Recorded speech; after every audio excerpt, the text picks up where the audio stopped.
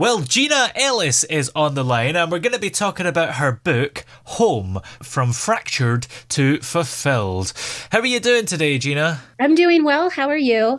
I'm great, thank you. Now, your book, Home, From Fractured to Fulfilled, is really a memoir, isn't it? It is a memoir. Yeah, absolutely. So what kind of things do we learn from it, and what's the story that you tell? It's really just a story highlighting pivotal points in my journey where I had to make a conscious choice. Sorry about that. No longer to live small circumstances, and I think it's really, really common in my age group, but just culturally and from the beginning of time being taught that, I should be smaller to make the people around me more comfortable. And this just highlights, things that I saw from my birth on up that enforced that belief and the courage that it took to step out of that. Yeah. And so that's really what the story is about. And I think a lot of people can relate to that. So how did you get that courage to step out of it? And what would your tips be for other people to be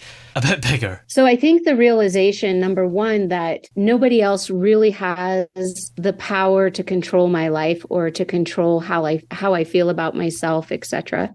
That's a power that I have to choose. And the only way that other people receive that power is if I choose to give it to them, right?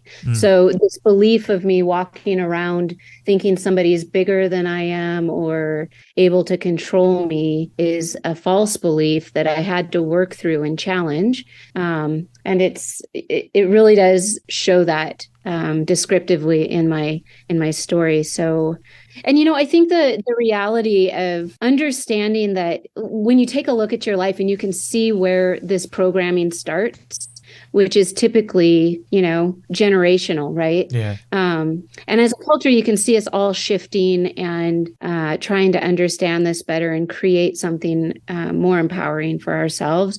But when you realize that you have a choice to make and you're either going to recreate the same cycle or you're going to change it. I had 4 little lives at stake and I really had to face that decision. Either I'm going to face my fear and make a change, or I'm going to continue to teach what was taught to me and, keep the cycle going. And that's just not what I wanted. So what was it that inspired you to actually write the book? The book, I felt like I'm not alone. I have a whole genre of friends that, we all smile and put on a happy face. And I think we all do this, man, woman. It's just part of what we do. And that's okay. That's healthy. We don't want to walk around crying and, dwelling on our challenges. But at the same time, it's not always real, right? So I felt like there was a fear of being honest that, a lot of my friends felt pushed into the space that they were in. And for whatever reason, and maybe if I have the courage to share how messy the journey can be and it's still really rewarding, that it might inspire other people just even to ask the question, am I living to my potential? Do I feel like I am stifling my talent or true desires for myself? With the belief that I'm making someone else stronger and bigger. And, so my hope is they catch on and they go, yeah, you know what? There's nothing wrong with living my dreams. And I'm still able to provide for the people I love, but even in a more powerful way. So I'm hoping that that's the message, people feel inspired by and start to ask themselves if they're living their potential. Did it take a lot of courage to write a memoir? Because maybe you're putting a lot of yourself out there that, you might be scared about. Yeah. So that's a little bit of a trigger question still. I am nervous. I don't walk around, sharing my story. I don't want to freak people out. And there is that underlying fear of like, do I compromise my value in the eyes of other people? by being this vulnerable. And that's a misbelief. I've chosen just to categorize that as something that challenges me, but I believe that it's a strength. It's not going to be a weakness.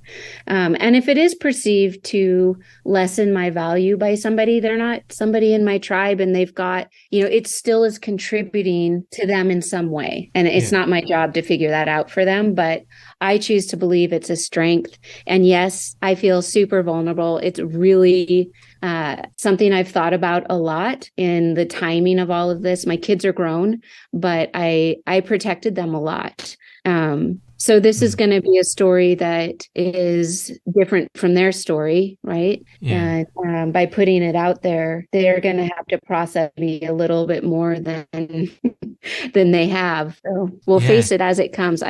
I just want to be real with people and, be myself. It's my story. Yeah. In your kind of professional life, how long have you been flipping homes for? It's relative. So I guess I was thinking about that again this morning. I think I bought my first house in around 2009. And I'd been helping other people out prior to that, but I really got into the game myself right around when the real estate market had crashed, and it was a good time to buy a house. You could find a lot. There was good deals to be had. That's the thing, I suppose. Whenever it's a bad time for the house market, it's always seen as a bad thing, but for a lot of people, it's the best news ever. Yeah, what's so funny is people will often talk to me and, it's probably just so hard to find a house to work on and make a profit and all that.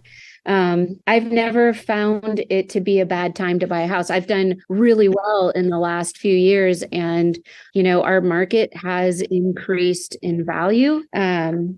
Like twice as much. If you bought a house 3 years ago for $400,000, you're going to sell it today for $850,000. Wow. And I'm still finding that there's deals out there, and I'm able to make, 6-figure incomes just from a flipping side. So, yeah. Yeah, that's quite impressive. I guess, it's more money to buy the house, but the profit you're going to make is greater. Yeah, it's all relative, right? Yeah. So all the prices are going up and all the prices are going down, and it all flows together. It's just learning how to capitalize on improvement and finding that gap that, where you can make a profit. And was this a career that you always wanted to get into? Because, I don't think it's on the kind of classic list of jobs, so to speak. Is it something you fall into by accident, or is it just like an idea before it becomes a job? So I've always loved the idea of a home, right?